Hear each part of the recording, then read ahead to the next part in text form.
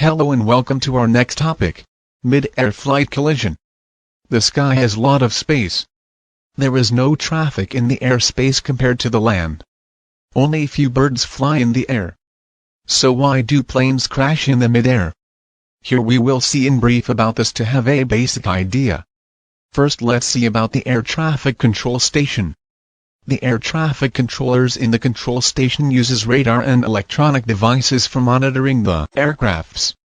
The control tower gives the plane a route clearance to fly.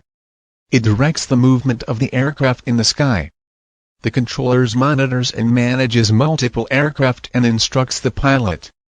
Now we will look into our topic, why do planes crash in midair? There are many factors for the collision in the midair. But most accidents occur due to human error. Modern airplanes have collision avoidance systems embedded in it. This detects the transponder equipped in other aircraft. This gives the signal to the pilots in response to the opponent plane.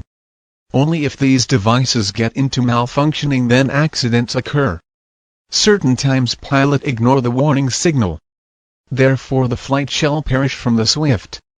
Most of the mid-air collision takes place near to the airport. The communication between the air traffic control, the ground crew, and the pilot is a major part. The probability for a collision is by miscommunication and the lack of collision avoidance system in the aircraft.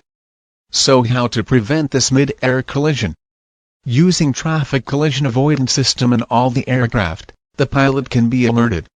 So the pilot can prevent the mid-air collision. There are very low chances of machine malfunctioning.